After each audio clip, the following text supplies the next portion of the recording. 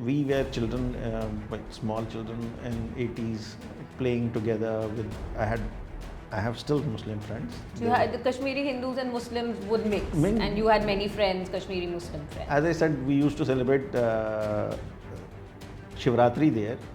First day of Shivratri, Mahashivratri. Second day, we call it Salam. But let's start with the Vedic origins or story, and how the name Kashmir came about. It started with the name is from Kashyap Rishi. There was a demon king who was ruling the area. It's a filled area filled with water. And people, claim to talk about Kashmir and a solution without really knowing much of its history. Many celebrities all over the world. Free Gaza, free do this, do that, do this. Okay, understand you have certain issues there. But don't compare Gaza with Kashmir. Slowly, burqas came into the valley. Valley had cinema halls, valley had hotels, valley had liquor shops. But by the end of 88, 89, everything was closed down. Would you ever go back to live in Kashmir if you could? Why not? If you ask me today, you want to go back? I'll say yes. The grouse which we have, Kashmiri Pandits, with the local Muslims out there, that you could have done the same thing in 90. When we were leaving, you could have stopped us. We had the business, we had the shops, we had the cash in there, we had bank accounts there, we had everything. Left everything. Everything. Everything.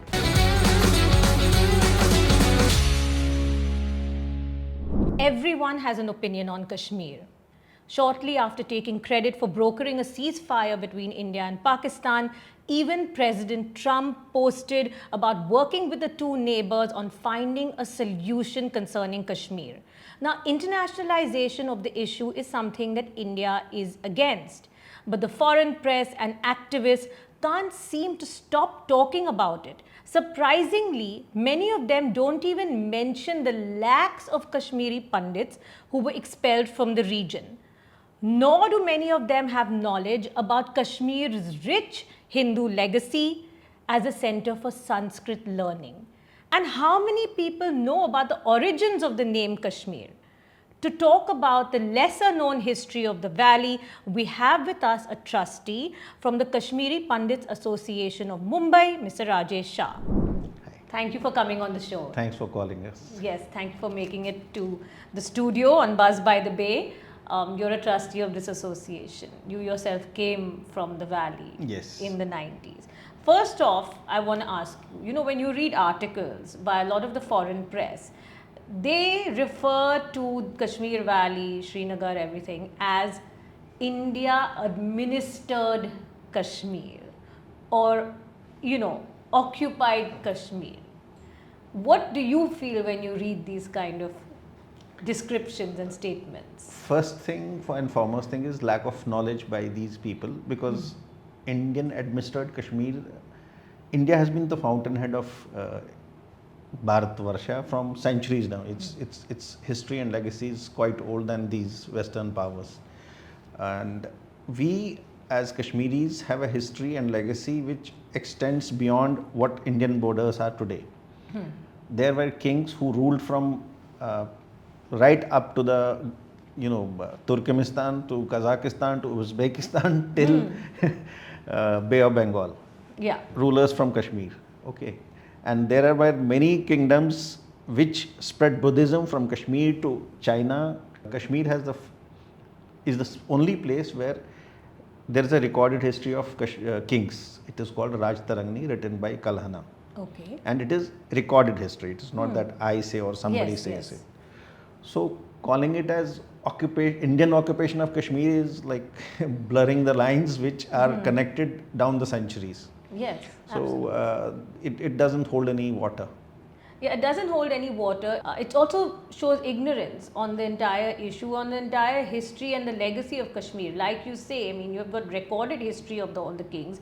And I have been reading some of the, history of Kashmir. It's absolutely fascinating, and as a center of learning, of poetry, of literature. But let's start with the Vedic origins or story. And how the name Kashmir came about, if you could tell us. Yeah. It started with the name is from Kashyap Rishi. There was a demon king who was ruling the area. It's a filled area filled with water. So the people on the above heights approached the saint and said, "We want, you to kill him, and we want to settle here." So how to kill him? He's inside the water. So he had to drain the water. There is a place in Kashmir called Baramulla. It is Baramulla basically. And he drained the water from there. Then the demon king could be seen and he killed him. They say Kashyap Rishi was the grandson of Brahma. And that is how the valley was fertile. The valley came into the prominence, and then people from there who were like, they had quest for knowledge. And we had the first university in this region in Kashmir called Sharda Peeth. The Nalanda, which we know, Takshashila and other universities were much after Sharda Peeth. Wow. Still South Indian, when they start their prayer, they say we Namaskara to Sharda Mata, which is there in Kashmiri. After that, certain writers, like I said, in Abhinav Gupta, we call him the master of Rasa or Natya Shastra. He was the one from Kashmir. He has written all these things.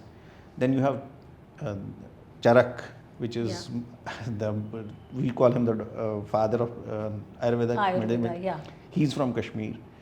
Then Panni, the Sanskrit grammar was written by Panni. He is related to Kashmir. So Kashmir was an integral part of Bharatvarsh. The Vedic history is very interesting. I mean, you spoke about a lake which was called Sattisar, right? And then it was drained by Rishi Kashyap, and that's who Kashmir is named after. Kashyap. Kashmir is the abode of Rishi Kashyap, or it could be Kashyap Meru, the mountain of Rishi Kashyap. So many people don't even know the origins of the name, that it is after one of the greatest rishis. And people, claim to talk about Kashmir and a solution without really knowing much of its history. And how do you feel? Like so many articles that are written, people talk about self-determination and India colonizing Kashmir, and they don't mention the lakhs of Pandits such as you, because you were also there till the 12th grade. They don't talk about people who were expelled from the valley in the 90s. I mean, why do you think that doesn't even appear as a footnote in so many articles these days by so-called analysts, who want to talk about a solution for Kashmir? First and foremost, this word, it is easy to pick words. Colonization, what does it mean? It means you are, trying to exploit the area, get something out of, or even settle people there, or have some extraction of mineral, whatever it was previously. Like British used to be called colonizing India. What they got from India was, everybody knows it. They looted this country from, and we take this example and then put it on the Kashmir context. Okay, 47 India had an instrument exception signed by the Maharaja, and India is now, Kashmir is part of India. Right? So if we are colonizing, are we gaining anything from it? Everybody knows it. It is not, they can just check the records of Kashmir. Since 47 till today, center government funds are comprising of 70% of revenues generated by the state. Like if there are 100 rupees spent on Kashmir, Kashmir contributes 20 rupees, rest 70 to 80% comes from the center funds. So there is nothing which government is trying to extract. Second is settlement. Wants to settle maybe people there, right? As you know, Anushka, you will be surprised, a Kashmiri, so not a Kashmiri, a J&K citizen can buy house, land anywhere in India. Yes. But if you want to buy anything there, you can't. Even if after Article 370 was removed. You cannot buy an inch of land in Kashmir, but a Kashmiri can buy everything outside Kashmir and in Kashmir, and still India is colonizing. it's like it's absurd. Absurd. It's absolutely absurd, and I don't know how people who write this kind of stuff get away with it. Recently, when this whole war or conflict was going on, I saw, so-called humanitarian lawyers from Pakistan, and this infuriates me. I mean, as a journalist, you're supposed to be objective and calm, but this actually infuriates me that they call it occupied Kashmir, that's in the valley. They compare it to Gaza. I mean, how do you do that? First of all, Gaza was annexed by Israel in 67. That's a whole different thing. I mean, Kashmir has been an integral part of the civilization of Bharat. I mean, how do you compare it? I mean, how can you be that or ill-informed to make such a comparison? And I just wonder what it must make people like. And again, the same so-called humanitarian lawyers don't talk about the lakhs of Kashmiri Pandits who actually are the indigenous population of Kashmir, the original population of Kashmir.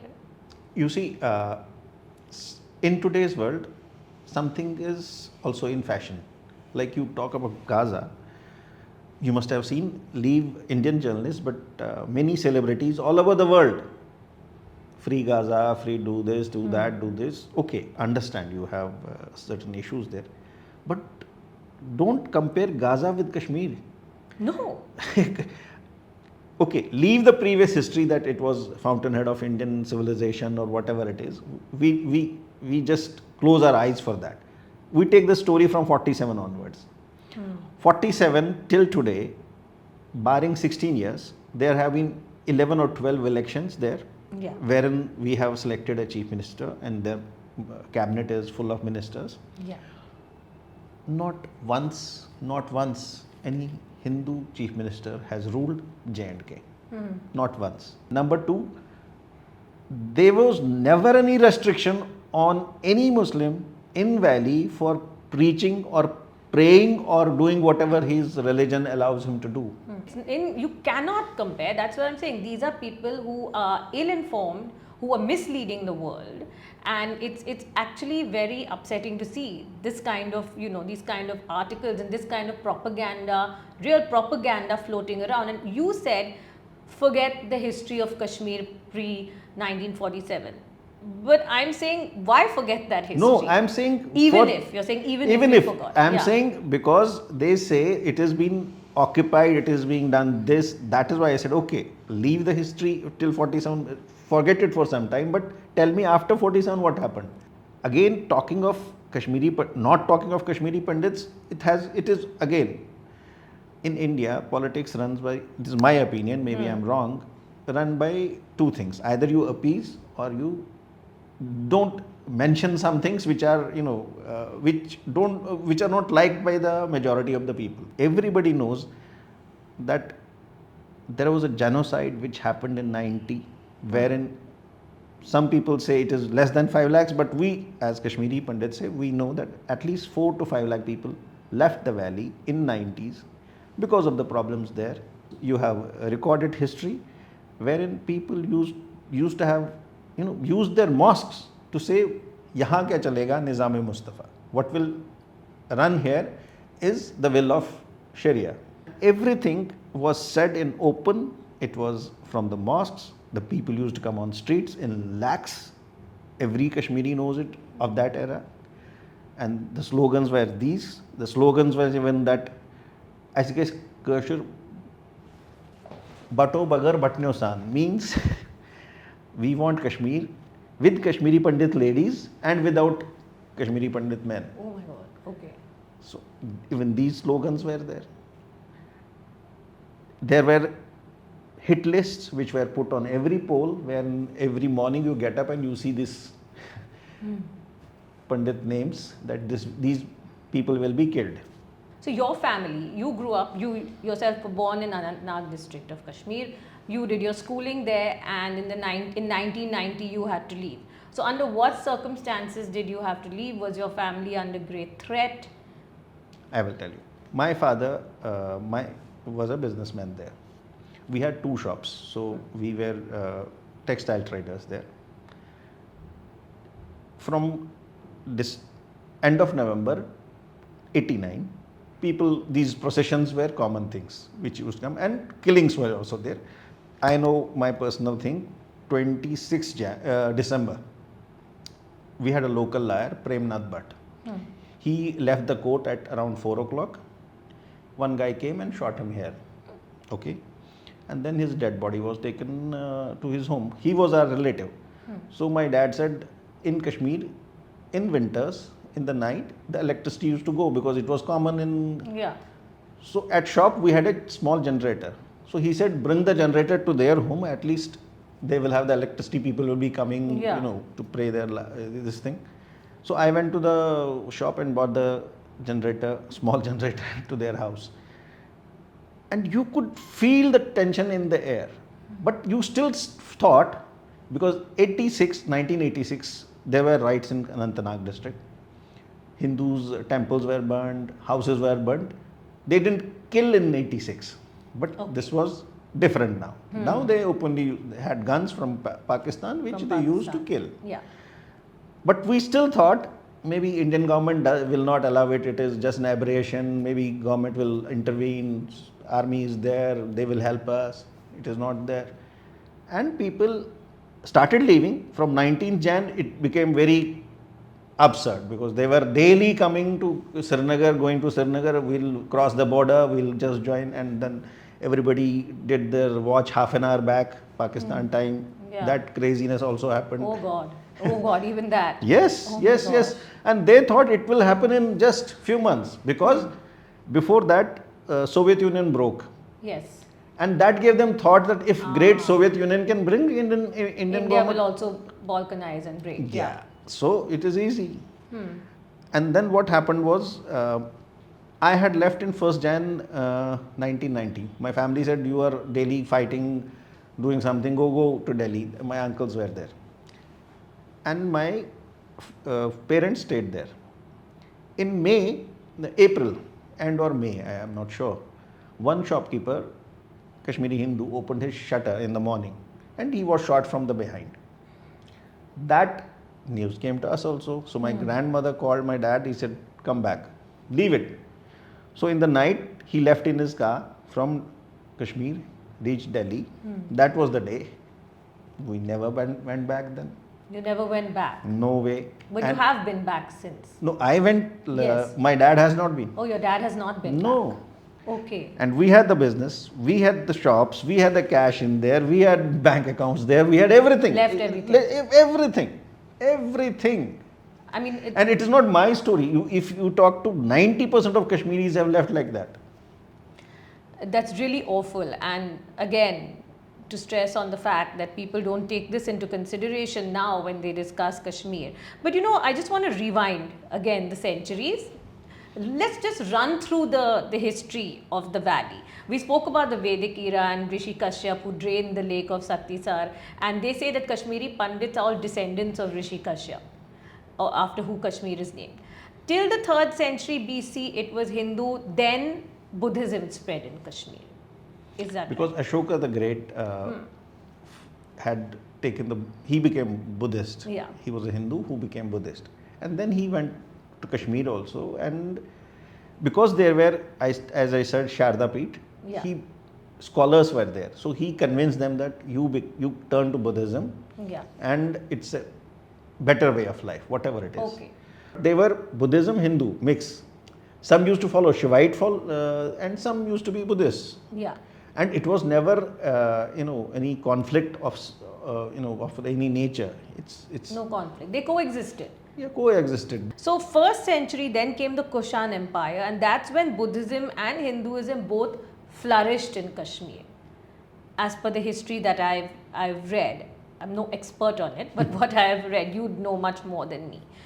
What's interesting is that between the 4th and 6th century AD, the Gonanda dynasty came, and that's when that king focused not on expansion but on thought and knowledge. And I think what's really beautiful is that the whole region was a center for learning, and we've already spoken about Sharda Peeth was way before Nalanda also. We had a king called Lalita Muktapatya. Yes. There are still remnants of what has he built in Kashmir. In Avantipurma, there is still some place. His capital was Paraspura, and it was a beautiful city built by him, which again is in ruins now. That has been faced by many kingdoms in India because of what has happened after that. Yeah. So you can find still some pockets of history in Kashmir which relate to that era. So it was, what I've read is between the 4th and 6th century AD, during the Gonanda dynasty, that's when the Kashmiri Shaivism began to rise. As you call it also Trika Shaivism. So are you a follower of Trika Shaivism? It is being followed by most of the Kashmiris in Kashmir. Our biggest festival is Shivratri. Yes, okay, for the Kashmiri Pandits. Pandits, yes, till today. Till today. Till today. Okay. It was not, biggest was not Diwali or Holi or any other, it was Shivratri. Mahashivratri. Mahashivratri was, is being, it is 7 or 8 days festival in Kashmir. You would celebrate it Yes. in a big way when big you were way, there. Big way. Then there are a lot of prominent Shiva and temples there, and ancient ones. You have, of course, the Shankaracharya temple in Srinagar, built in 371 BC by King Gopaditya. Then you have the Mamaleshwar temple dedicated to Lord Shiva. It's in Pahalgam. It's in Pahalgam. Unfortunately, Pahalgam, which is in the news for the most horrific reasons. But that temple, so you must have, of course, visited these temples. Mamaleshwar 23, I visited it. It's just near opposite the Baisaran Valley where this happened. And it's an old temple with small spring there inside. It's opposite this Baisaran Valley, the Mamaleshwar temple. On the left is Mamaleshwar temple and on the right is Baisaran Valley. Oh my God. Oh gosh. Now, unfortunately, the name Baisaran Valley will always have such a Bad violent memories, connotation. Yes. That's really sad. Then there's a Kheer Bhavani temple also. Kheer Bhavani, Hari Parbat, Shankaracharya, then the biggest is Amarnath Yatra, the holy caves. Yeah, of course. It's a natural linga which forms inside the cave. When we were children, the chadi used to come from Amritsar. Okay. The holy mass, the Trishul, used to be brought by the yogis. Like you have in Kumbh Mela, you have different sects of Nagas and other. Same used to be for this Amarnath Yatra. They used to come in our, because Anantnag is, this Pahalgam is in Anantnag district only. Okay, Pahalgam's in Anantnag, yeah. So they used to, there is a temple in Anantnag called Nagbal. Okay. Whole big ground which they used to come with this mace and stay there for 1 or 2 days. We used to, as children, go there, enjoy those 2-3 days. The town name is Anantnag. Why? Yes. Because the place having many springs. So that's the... Anant means infinite. Nag is spring. So, spring. Okay. So many springs are there. Then you have a temple there which has 2 big springs. In one, there is a Shivlinga in the center there. And these yogis and all used to come there during the Amarnath Yatra. And we as children used to enjoy those 3-4 days and still remember those things. But now that culture, what we have lost is that culture. You've painted a very beautiful picture of what your life was, and all these beautiful temples and the festivals and Shivratri. It was a land of seekers. A little more on the history. Then 7th century, you already spoke about Lalit Aditya Muktapida, the builder. That was the 7th century. Then there was King Avanti Varman, which you spoke, that happened in the 9th century. And the Avanti Swami temple. It's the remnants are still there. The remnants are still there. Yes. But just ruins. Ruins. Because these were destroyed then later by the rulers. Again, all this time Hinduism and Buddhism coexisted. 10th century was when Abhinav Gupta, the poet, saint, teacher, that's when he came up. It's in the 14th century that you saw the rise of Islam in the valley. Yeah, because it started in early 1300s. As history says, there were many persecuted Muslims from, you must be knowing King Taimur, they fled from him. They were not fanatics or... okay, they were not They were mainly, Iran has a culture of Sufi culture also. Yeah. And they fled from there and Hindu kings gave them place. So the earlier lot which came was more docile. Okay. And they could preach, they could do whatever. And this preaching some people also converted to Islam normally, no forced conversion. No forced conversion in the 14th century. In the early 13th century. Earlier 13th, okay. Then came Rajesh Shah. He was also a Buddhist who converted into Islam. Yeah. He was tyrannical and he started this conversion by force. Rajesh. And then people, that earliest part, luckily in early 13th and late 14th century, there was early, we call her Laleshwari, Lalded. She's a poetess, saint, or whatever you name him, one of the greatest in Kashmir, revered by both Muslims and Hindus. She was there in the early 14th century. Then before her death, Nundarish came in, again a revered local saint. We call him Alamdari Kashmir, and he was a Muslim saint, Nundarish. And during that period, there was one Muslim king, Zainul Abidin, again of the Shami dynasty. He was called Badshah. Why? Because he was not tyrannical. He said, let us maintain the culture and art of what previous Hindu kingdoms have done, and whatever Muslim way we have, let both be at the same. Okay. You want to preach your religion, you preach your, and he wants to preach his. Why do we want to convert and make him our own, or force him to do what he doesn't like? But after him, 1470, he died. Zainul Abidin started the prosecution of Kashmiri Pandits there.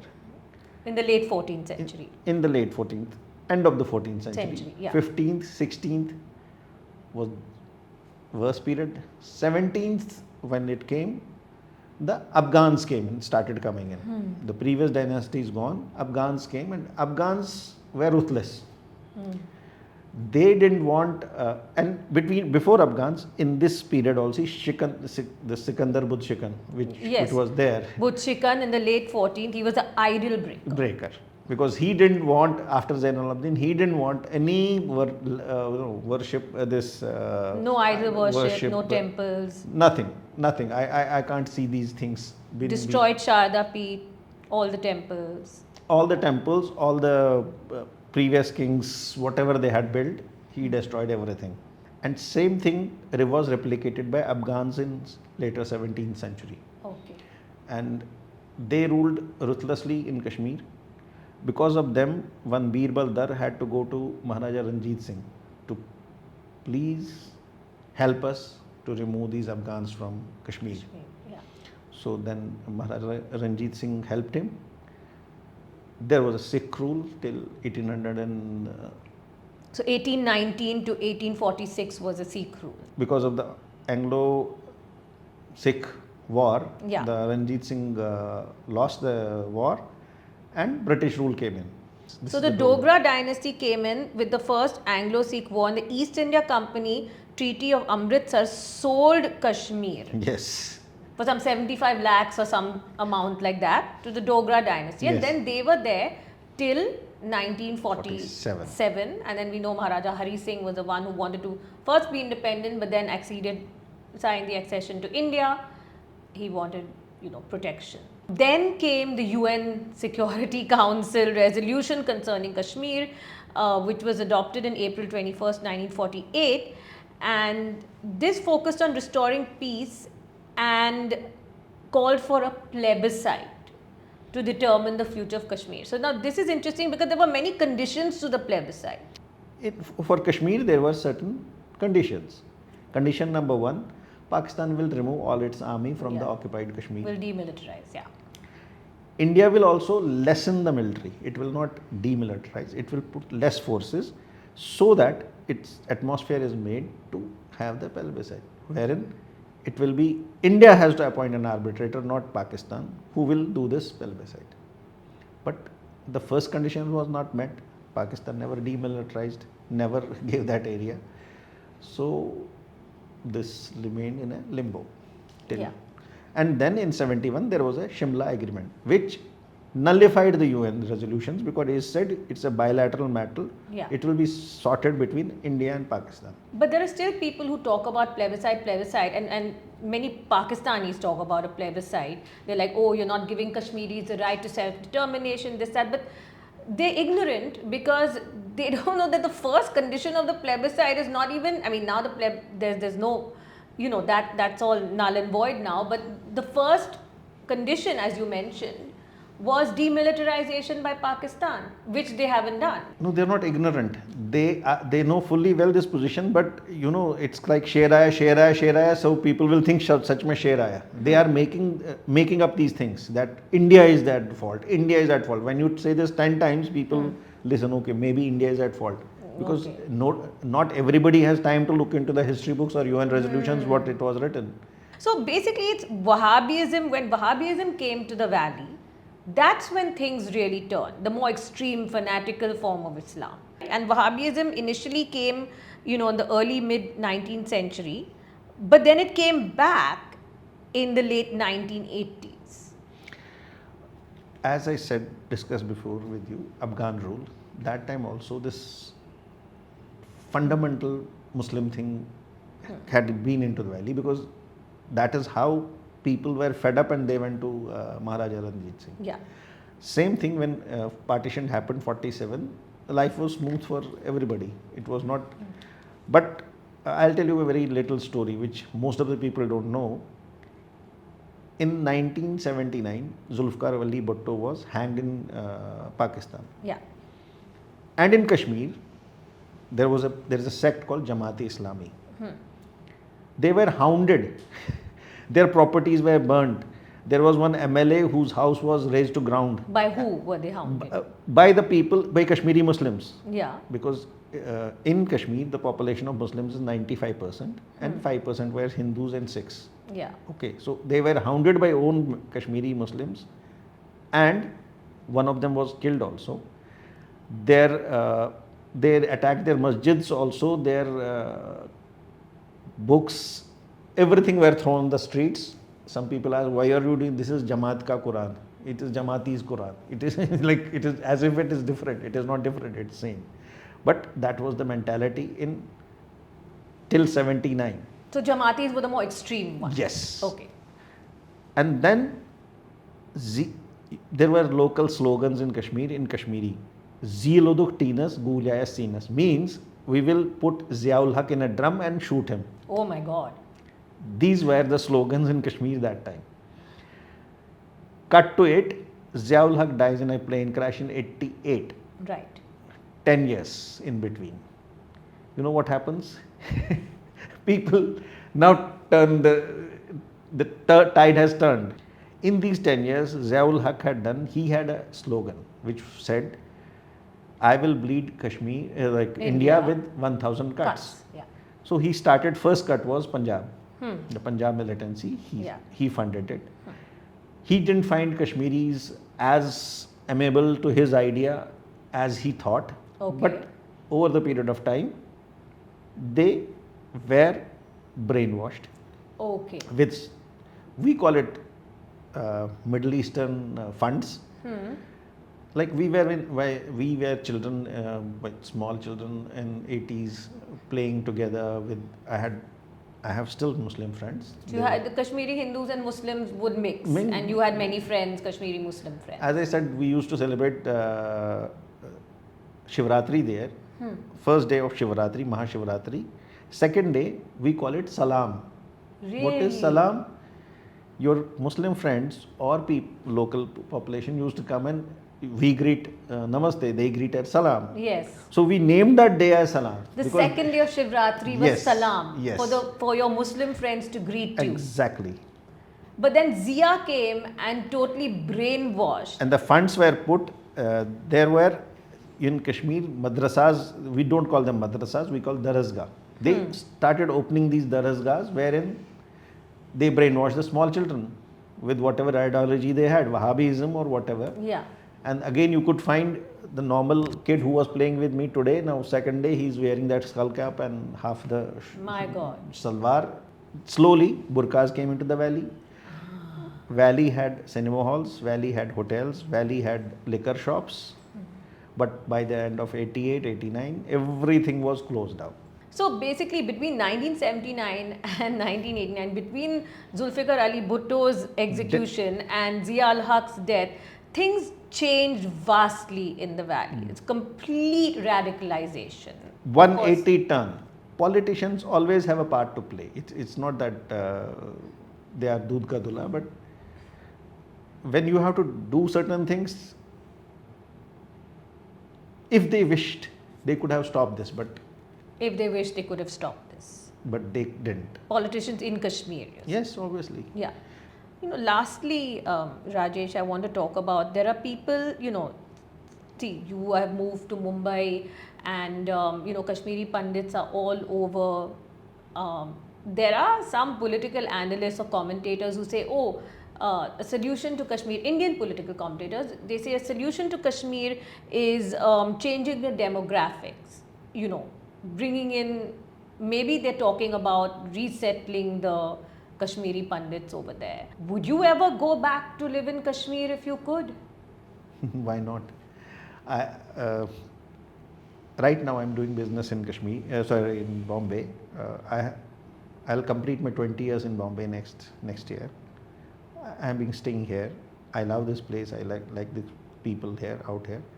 But if you ask me today, you want to go back, I'll say yes, because that is in my memory. That is the place which I belong to, which excites me. In our minds, we had plans. We will go back after 5 years or whatever. We'll buy a place again. We'll stay there. But again, this incident has put us back on the back foot. Is it safe? Is it safe? That question comes to you. Is it safe? Because if you kill people by asking their religion, that means there is some problem still there. There is. But do you think the majority, but this time we saw Kashmir react differently. As in Kashmiri Muslims from the valley, we saw them take out candlelight marches and really they seem to be very upset about the Pahalgam massacre. Good thing. The grouse which we have, Kashmiri Pandits, with the local Muslims out there, that you could have done the same thing in 90. When we were leaving, you could have stopped us, said no, don't go. But you didn't do it. At least it is good now they are coming out and at least protesting. Lastly, I want to ask you if you could tell us just a little bit about the work that the Kashmiri Pandits Association of Mumbai does. Yeah. We are one of the oldest associations in India. It has been registered in 1968 by the earlier Kashmiri Pandits who migrated to this place for jobs or whatever reasons in film industry, and they had started this association to have a cultural understanding or get-togethers or whatever. But during 1990, when the problem happened there, this association went into an overload of helping people were in camps in Jammu that time, helping them with food, with basic educational material, books, handbooks, uniforms. Kashmiri Pandits were helped by Bala Saheb Thackeray. In which way, I'll tell you. Kashmiri Pandits love their education.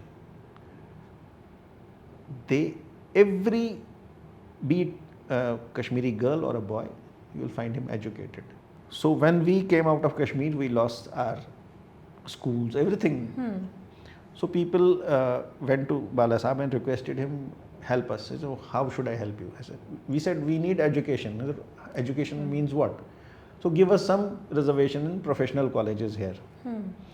So 95 BJP Shiv Sena government was in power. Before that was Sharad Pawar. So Bala Saheb had good relations with Sharad Pawar. So he told him that give them some reservation in professional colleges in Maharashtra. Now, present day scenarios, what the association does is charitable work by funding medical help to all the Kashmiri Pandits. 70% of this is done for Kashmiri Pandits and 30% for people of Maharashtra. Plus the cultural events happen in Bombay where we connect. We have a yearly Havan in Kharghar where at least 1,000 people come on the same day, taste their food, have their puja. We have a Sharda Sadan in Kharghar where we are building art gallery also, where pieces of Kashmir history are kept there. Our own reminiscence, like temples of Tulmula, a lot small something. Okay, so keeping the Kashmiri Pandit culture alive. Thank you so much for joining us on Buzz by the Way. Thanks for calling. Thank you.